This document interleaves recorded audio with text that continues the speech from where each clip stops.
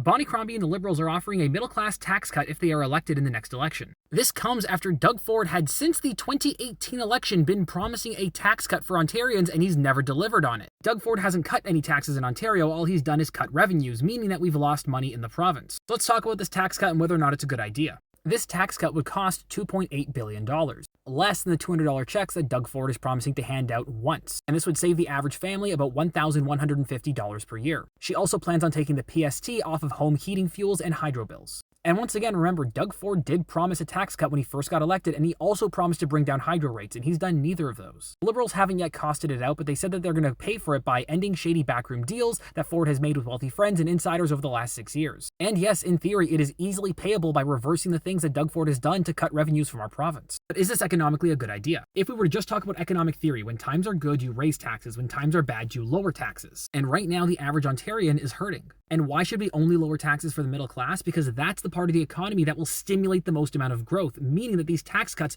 would eventually pay for themselves by the additional spending of the middle class in the province. Basically, if you give tax cuts and money to rich people like Doug Ford does, they just hoard it like a dragon. If you give it to middle class people and lower income people, they spend it because they have to and they want to. This generates more tax revenue for the government as well as more money for businesses in Ontario. So is it a good idea? Well, it's better than what Doug Ford's offering. What matters most is implementation. When it comes to that, I trust Bonnie over Doug any day of the week.